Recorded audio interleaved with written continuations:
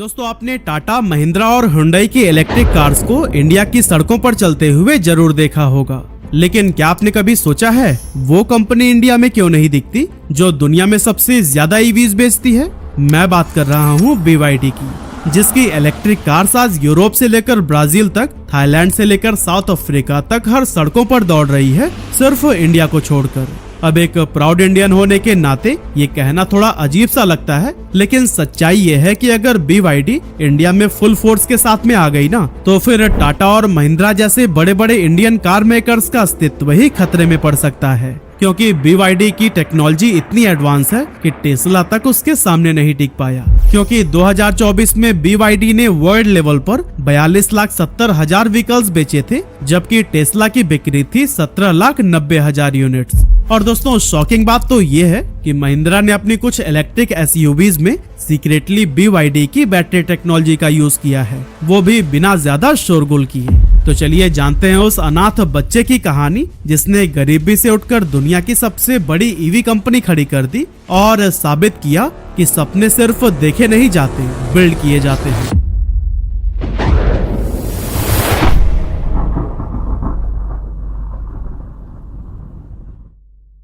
तो दोस्तों इस कहानी की शुरुआत होती है 1966 से, जब चाइना के अनोही प्रोविंस में जन्म हुआ वांग चुआनफू का। सिर्फ 13 साल की उम्र में उनकी मां की डेथ हो गई और कुछ सालों बाद उनके पिता भी चल बसे, जिसकी वजह से अब वैसे तो फाइनेंशियल कंडीशन काफी खराब हो गई थी, लेकिन उनके बड़े भाई ने उन्हें पढ़ाई नहीं छोड़ने दी। वांग चुआनफू स्कूल जाते और फिर वापस आकर खेतों में काम किया करते थे, लेकिन इलेक्ट्रॉनिक्स में इंटरेस्ट होने की वजह से जब भी उन्हें मौका मिलता वो इसी से रिलेटेड ही किताबें पढ़ने लगते थे।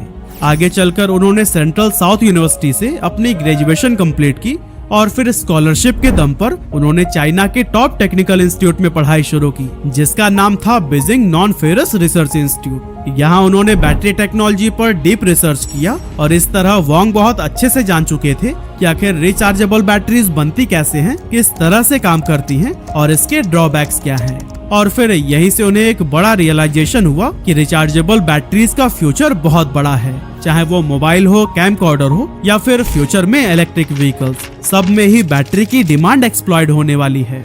लेकिन उस टाइम इस मार्केट पर पूरी मोनोपोली थी सोनी, सान्यो, पैनासोनिक और हिटाची जैसे कुछ जापानीज टेक जायंट्स की। इन कंपनियों की बैटरीज ग्लोबल इलेक्ट्रॉनिक्स मार्केट में काफी हाई क्वालिटी की मानी जाती थी, लेकिन थी बहुत एक्सपेंसिव। और क्योंकि इन कंपनीज के पास में अथाह पैसा था, इसीलिए कोई भी नई कंपनी इनके मोनोपोली को तोड़ने की भी नहीं सोच सकती थी। इसीलिए वांग चुआनफू ने सोचा कि हम बनाएंगे एक अच्छी लेकिन सस्ती बैटरी।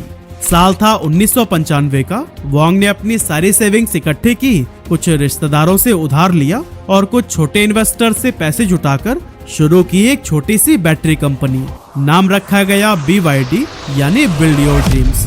उस टाइम उनकी टीम में सिर्फ 20 लोग थे, मशीन्स नहीं थी, ऑटोमेशन नहीं था, सब कुछ मैनुअली हाथों से ही होता था। लेकिन वांग ने यहाँ पर भी एक बोल्ड डिसीजन लिया कि हमारे पास लोग हैं, मशीन्स नहीं, पर अगर लोगों को एफिशिएंटली ट्रेन किया जाए तो वो मशीन से भी बेहतर काम कर सकते हैं। और इसी जुगाड़ू माइंडसेट से ही उन्होंने कम कॉस्ट में हाई क्वालिटी बैटरी बनानी शुरू कर दी।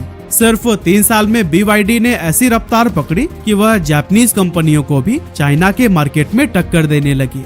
मतलब जिस कंपनी को 1-2 साल पहले तक कोई भी नहीं जानता था, वो अब टेक जायंट्स के रडार पर आ चुकी थी।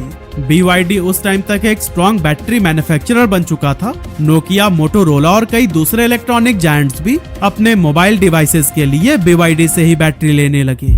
अब दोस्तों BYD की फैक्ट्री फुल कैपेसिटी पर चल रही थी, पैसा भी आ रहा था और नाम भी बन चुका था। लेकिन वांग चुआनफू अब भी संतुष्ट नहीं थे, क्योंकि वो कुछ ऐसा करना चाहते थे जो दुनिया बदल सके। तभी उनके मन में एक ऐसा ख्याल आया जो सुनने में तो पागलपन जैसा लगता है, लेकिन विजनरी माइंडसेट वाले लोग अक्सर ऐसी बातें सोच ही लेते हैं। उन्होंने कहा, अगर हम दुनिया की सबसे सस्ती और टिकाऊ बैटरी बना सकते हैं तो क्यों ना उस बैटरी से चलने वाली गाड़ी को भी बनाएं। अब ये सुनते ही उनके आसपास के लोग चौंक गए। लोगों ने कहा, पागल वागल हो गए हो क्या? कार बनाना कोई बैटरी बनाने जैसा सिंपल काम थोड़ी ना है। डिजाइन, एरोडायनेमिक्स, इंजन इंटीग्रेशन और व्हीकल सेफ्टी सब कुछ देखना पड़ता है। और BYD के पास इससे रिलेटेड किसी भी चीज का एक्सपीरियंस नहीं था। लेकिन वांग का लॉजिक सिंपल था। उन्होंने कहा, फ्यूचर में कार की सबसे महंगी पार्ट होगी बैटरी, और वो हमारे पास है, बाकी पार्ट हम सीख लेंगे, बना लेंगे भाई। और इसी सोच के साथ साल 2003 में BYD ने एक स्ट्रगलिंग और लगभग बंद हो चुकी चाइनीज कार कंपनी खरीदी सिर्फ $30 मिलियन में। नाम था किंचुआन ऑटो। इंडस्ट्री के लोग हंसने लगे कि बैटरी बनाने वाली कंपनी अब गाड़ियां भी बनाएगी भाई, ना एक्सपीरियंस है ना ही कोई जानकारी, ये तो पूरी तरह से बर्बाद हो जाएगी। लेकिन BYD को किसी की भी हंसी से फर्क नहीं पड़ा। वोंग ने अपनी टीम के साथ R&D स्टार्ट की, डिजाइन से लेकर ब्रेक सिस्टम तक हर चीज उन्होंने इन हाउस बनाना शुरू किया। और फिर 2 सालों की मेहनत के बाद 2005 में BYD ने लॉन्च की अपनी पहली प्रॉपर सेडान BYD F3। ये दिखने में थोड़ी बहुत टोयोटा कोरोला के जैसी थी, पेट्रोल इंजन पर चलती थी, लेकिन इसकी कीमत इतनी कम थी कि चाइना का मिडिल क्लास उसे खरीदने के लिए टूट पड़ा, जिसके चलते कुछ ही महीनों में BYD F3 बन गई चाइना की टॉप सेलिंग सेडान। अब पूरे ऑटो इंडस्ट्री के होश उड़ गए थे। फॉक्सवैगन, होंडा और जेली जैसे बड़े बड़े ब्रांड्स हैरान रह गए कि BYD को तो इस फील्ड का कोई एक्सपीरियंस था नहीं, फिर भी इनकी गाड़ियां इतनी ज्यादा कैसे बिक रही हैं। असल में वोंग चुआनफू ने चाइनीज कस्टमर्स की फिलॉसफी को बहुत पहले ही समझ लिया था। वो जानते थे कि चाइना के लोगों को लग्जरी या फैंसी ब्रांडिंग नहीं चाहिए, उन्हें चाहिए वैल्यू और ड्यूरेबिलिटी। उन्होंने सेम प्राइस में लोगों को ज्यादा फीचर्स दी और ब्रांड खुद व खुद ग्रो होता चला गया। इस तरह से एक बैटरी मेकर कंपनी बन गई थी चाइना की सबसे भरोसेमंद कार ब्रांड, वो भी सिर्फ 2 सालों के अंदर। कुछ इसी तरह से साल बीता और आ गया 2008 का टाइम। लेमन ब्रदर्स का कोलैप्स हो चुका था, अमेरिका और यूरोप की इकोनॉमी डगमगाने लगी थी। हर दिन ही न्यूज आती थी कि ये कंपनी बंद हो गई, इस कंपनी से इतने लोगों को काम से निकाल दिया गया, एटसेट्रा। ये वो टाइम था जब लोगों का भरोसा बिजनेस से उठ रहा था। लेकिन ठीक उसी वक्त जब हर कोई पीछे हट रहा था, तब एक आदमी आगे बढ़ रहा था, वोंग चुआनफू। अब वैसे तो वोंग का नाम उस टाइम पर वर्ल्ड लेवल पर नहीं जाना जाता था, लेकिन वो चुपचाप दुनिया की पहली mass market plug in hybrid car बना रहा था। नाम था BYD F3 DM। एक्चुअली उस टाइम ईवीज को लोग सीरियसली नहीं लेते थे, पूरी दुनिया इलेक्ट्रिक व्हीकल्स को एक फैंसी टॉय समझती थी। टेस्ला खुद एक स्ट्रगलिंग स्टार्टअप था और लोगों को लगता था कि इलेक्ट्रिक कार सिर्फ लैब के लिए है, रोड्स के लिए नहीं। लेकिन वोंग चुआनफू ने उस भीड़ से अलग सोचा। उन्हें बहुत पहले समझ आ गया था कि कंबस्शन इंजन का टाइम अब खत्म होने वाला है और आने वाला दौर होगा इलेक्ट्रिक का। और फिर यही सोचकर BYD ने कोई शॉर्टकट नहीं लिया। बैटरी खुद बनाई, मोटर और कंट्रोलर खुद डिजाइन किया और यहाँ तक कि सॉफ्टवेयर भी BYD ने ही डेवलप किया था। और फिर 15 दिसंबर 2008 को लॉन्च की गई BYD F3 DM, जो कि ड्यूल मॉडल थी, यानी बैटरी से भी चलती थी और पेट्रोल से भी। BYD की ईवी स्ट्रैटेजी से इम्प्रेस्ड होकर दुनिया के सबसे बड़े इन्वेस्टर्स में से एक वॉरेन बफे ने भी अपनी इन्वेस्टमेंट फर्म बर्कशायर हैथवे के जरिए BYD में स्टेक खरीदा। उन्होंने इन्वेस्ट किए करीब $230 मिलियन और लिया 10% स्टेक, वो भी तब जब दुनिया BYD का नाम तक ठीक से नहीं जानती थी। वॉरेन बफे ने कहा, वोंग चुआनफू के पास थॉमस एडिसन जैसी इन्वेंशन और जैक वेल्स जैसी बिजनेस ब्रेन का कॉम्बिनेशन है। इस इन्वेस्टमेंट ने BYD को एक ग्लोबल स्पॉटलाइट में ला दिया था। और दोस्तों, जब वॉरेन बफे ने BYD में इन्वेस्ट किया था तो उस टाइम पर इलॉन मस्क से पूछा गया क्या वो BYD को खतरा मानते हैं, तब उन्होंने हल्की सी मुस्कान में जवाब दिया, Have you seen that car? असल में टेस्ला जैसी फ्यूचरिस्टिक कंपनी BYD जैसी प्लेन और सिंपल गाड़ियों को अपना कॉम्पिटिटर मानने को तैयार ही नहीं थी। इंटरनेट पर लोग हंसे, मीम्स बने, कईयों को लगा कि इलॉन मस्क बिल्कुल सही है, क्योंकि BYD की कार्स सच में उस टाइम पर थोड़ी आउटडेटेड लगती थी। लेकिन फिर भी वोंग चुआनफू ने सिर्फ एक सिंपल लाइन बोली, लेट आवर कार से स्पीक। अब दोस्तों, टेस्ला और BYD का सपना भले ही एक जैसा था, पर रास्ता बिल्कुल अलग। इलॉन ने चुना था लग्जरी का रास्ता, मतलब पहले रिच लोगों को बेचो, फिर धीरे धीरे मास मार्केट में जाओ। इसीलिए टेस्ला ने पहले मॉडल S और मॉडल X जैसी गाड़ियों से शुरुआत की। पर दोस्तों, वोंग का सपना बड़ा था और रास्ता भी बिल्कुल अलग। उसे पता था कि ईवी सिर्फ अमीरों का शोपीस नहीं होना चाहिए, इलेक्ट्रिक मोबिलिटी हर इंसान का हक है। इसीलिए BYD ने बनाई सस्ती, टिकाऊ और प्रैक्टिकल गाड़ियां जो कि आम आदमी भी खरीद सके। दूसरी तरफ टेस्ला ने पैनासोनिक और CATL से बैटरी खरीदी, लेकिन BYD ने खुद बैटरी बनाना शुरू किया, ब्लेड बैटरी, जो इतनी सेफ थी कि फटने या जलने का भी कोई खतरा नहीं। जहां टेस्ला की गाड़ियां 40 से 50 लाख रुपए की स्टार्ट होती थी, BYD ने सिर्फ 10 से 15 लाख में EVs निकाल दिए, जिसकी वजह से चाइना की सड़कों पर जैसे इलेक्ट्रिक व्हीकल्स की बाढ़ सी आ गई। कुछ ही सालों में ये फ्लड पूरे एशिया, साउथ अफ्रीका और यूरोप तक पहुंच गया, जिसके बाद 2023 तक पूरी दुनिया को पता लग गया था कि टेस्ला अब नंबर 1 की पोजीशन से हट चुकी है, क्योंकि BYD बन चुका था दुनिया का सबसे बड़ा EV सेलर। वॉरेन बफे का भरोसा, ब्लेड बैटरी की पावर और हजारों इंजीनियर्स की मेहनत, सभी ने मिलकर BYD को अनस्टॉपेबल बना दिया था। आज इलॉन मस्क भले ही ओपन माइक पर कुछ ना बोले, पर बंद दरवाजे के पीछे जरूर सोचते होंगे, शायद उस चाइनीज कंपनी को अंडर एस्टिमेट करना मेरी सबसे बड़ी गलती थी, क्योंकि जिस कंपनी को वो एक मजाक समझते थे, आज वही उनकी सबसे बड़ी कॉम्पिटिटर बन चुकी है। लेकिन दोस्तों, यह सफलता BYD के लिए एक दिन या फिर रातों रात नहीं आई, बल्कि इसके लिए कंपनी ने बहुत सारे स्ट्रैटेजीज पर काम किया। जैसे सबसे पहले BYD ने एंट्री ली साउथ ईस्ट एशिया, मतलब थाईलैंड, इंडोनेशिया और वियतनाम जैसे देशों में, जहां लोगों को अफोर्डेबल EVs चाहिए थी, और BYD ने भी एग्जैक्टली वही दिया, सस्ती, टिकाऊ और कम मेंटेनेंस वाली इलेक्ट्रिक कार्स।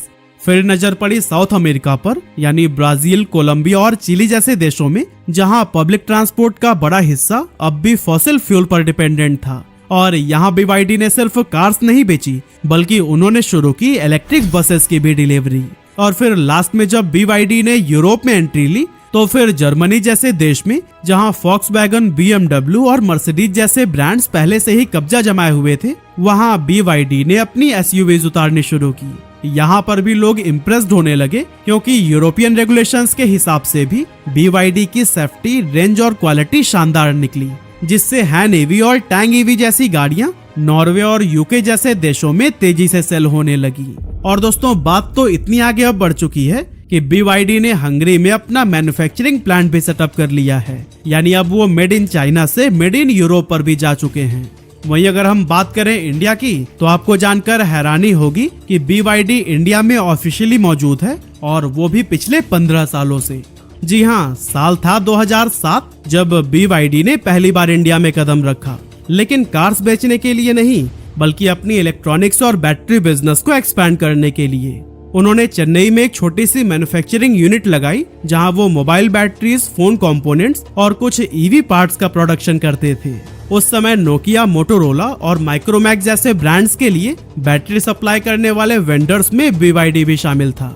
हालांकि इंडिया एक ग्रोइंग इलेक्ट्रॉनिक मार्केट बन रहा था, और BYD को ये समझ आ गया कि अगर फ्यूचर इलेक्ट्रिक है तो उसकी नींव बैटरी ही होगी। कई सालों तक उन्होंने ये ऑपरेशन चलाया और इंडियन इलेक्ट्रॉनिक्स इकोसिस्टम में खुद को एक OEM सप्लायर के तौर पर एस्टेब्लिश किया। लेकिन फिर BYD को समझ आ गया कि मोबाइल और इलेक्ट्रॉनिक सेगमेंट में मार्जिन बहुत कम है, और असली फ्यूचर है इलेक्ट्रिक मोबिलिटी में। इसीलिए 2013-14 के आसपास जब इंडियन गवर्नमेंट ने इलेक्ट्रिक बसेस पर फोकस करना शुरू किया, तो फिर BYD ने इस मौके का फायदा उठाने के लिए हैदराबाद की mega engineering and infrastructure limited यानी MEIL के साथ में एक ज्वाइंट वेंचर बना दिया। नाम रखा गया ओलेक्ट्रा ग्रीन टेक। अब टेक्निकली गाड़ियां बना रहा था BYD, लेकिन उस पर लोगो लगा हुआ था ओलेक्ट्रा का। इस तरह से BYD की इलेक्ट्रिक बसेस इंडिया की सड़कों पर दौड़ने लगी, और किसी को पता भी नहीं चला कि असली इंजन और बैटरी सिस्टम BYD का है। आज दिल्ली, मुंबई, पुणे, हैदराबाद और अहमदाबाद जैसे शहरों में हजारों इलेक्ट्रिक बसेस BYD की टेक्नोलॉजी पर चल रही हैं, और डेली लाखों लोग उसमें ट्रेवल कर रहे हैं। और फिर कुछ सालों बाद जब BYD को लगा कि अब इंडिया EV एडॉप्शन के लिए भी रेडी है, तो उन्होंने 2021 में अपनी पैसेंजर EV को भी ऑफिशियली लॉन्च कर दी। पहला मॉडल था BYD E6 जो लॉन्च हुआ था 2021 में, फिर आया 2022 में BYD Atto 3 और 2024 में लॉन्च हो चुकी है BYD Seal। लेकिन सवाल यह है कि BYD की गाड़ियां आखिर इंडिया में ज्यादा दिखती क्यों नहीं है? असल में इसका सबसे बड़ा रीजन है टैक्स। जब कोई फॉरेन कार ब्रांड इंडिया में अपनी गाड़ी बेचना चाहता है और वो कम्प्लीटली बिल्ड यूनिट यानी पूरी बनी हुई गाड़ी इंपोर्ट करता है, तो उस पर 110% तक का इंपोर्ट ड्यूटी लगाई जाती है। जी हाँ, आपने बिल्कुल सही सुना। 25 लाख की अगर गाड़ी है तो उस पर करीब 27-28 लाख तक तो टैक्स ही लग जाता है। अब BYD की ज्यादातर ईवीज जैसे एटो या फिर सील इंडिया में फिलहाल CBO के तौर पर ही आती है, मतलब गाड़ी चीन में बनती है और पूरी की पूरी इंडिया लाकर बेची जाती है। अब आप ही सोचिए कि जो गाड़ी चाइना में 20 लाख रुपए की है वो इंडिया में पहुंचते पहुंचते 40 से 50 लाख रुपए की हो जाती है। इतने में लोग बोलते हैं भाई हम तो टाटा नेक्सॉन ईवी ले लेंगे, वो भी आधे दाम में। इसीलिए BYD इंडिया के मास मार्केट में एग्रेसिवली कॉम्पिटिट नहीं कर पाता है, क्योंकि उनकी गाड़ियां टैक्स की वजह से लग्जरी सेगमेंट में पहुंच जाती है। अब शायद आप सोच रहे होंगे तो फिर BYD लोकल मैन्युफैक्चरिंग क्यों नहीं करता। असल में BYD ने इंडिया में असेंबली और लोकल प्रोडक्शन के लिए इंटरेस्ट भी दिखाया है, लेकिन गवर्नमेंट ने अभी तक ईवी फॉरेन प्लेयर्स को वो परमिशन और सपोर्ट नहीं दिया है जो टाटा और महिंद्रा जैसी डोमेस्टिक कंपनियों को मिल रहा है। लेकिन क्यों? क्योंकि अगर BYD फुल लोकल मैन्युफैक्चरिंग कर ले तो उसके ईवीज इतने सस्ते हो जाएंगे कि टाटा की नेक्सॉन ईवी और महिंद्रा XUV 400 जैसे मॉडल्स पूरी तरह से क्रस्ड हो सकते हैं। और दोस्तों यही वो बैलेंस है जो कि इंडियन गवर्नमेंट मेंटेन करना चाहती है कि इनोवेशन भी आए लेकिन लोकल कंपनियां खत्म ना हो। पर हाँ, महिंद्रा ने अपनी नई इलेक्ट्रिक SUVs XEV 9e और BE6C में BYD की ही ब्लेड बैटरी टेक्नोलॉजी का यूज किया है। यह बैटरी फास्ट चार्जिंग को सपोर्ट करती है, जिसमें 20% से 80% तक की चार्जिंग सिर्फ 20 मिनट में ही पॉसिबल है। आज की अगर बात करें तो 2024 में BYD ने करीब 42,70,000 इलेक्ट्रिक और हाइब्रिड व्हीकल्स बेचे, जबकि टेस्ला 18 लाख पर ही रह गई। और दोस्तों ये सिर्फ बिक्री की बात नहीं है, रेवेन्यू में भी BYD आगे निकल गया है, क्योंकि टेस्ला का सालाना टर्नओवर है $97 बिलियन, तो वहीं BYD का है $107 बिलियन। और दोस्तों यही आंकड़े हैं जिसको देखते हुए पूरी दुनिया ने मान लिया है कि अब इलेक्ट्रिक व्हीकल्स की दुनिया का नया राजा है BYD। तो दोस्तों एक ऐसा लड़का जो बचपन में अनाथ हो गया था, जिसके पास ना पैसा था, ना पावर और ना ही कोई पहचान, वो आज दुनिया की सबसे बड़ी इलेक्ट्रिक व्हीकल कंपनी का मालिक है। उम्मीद है कि आपको BYD की यह सक्सेस स्टोरी जरूर पसंद आई होगी।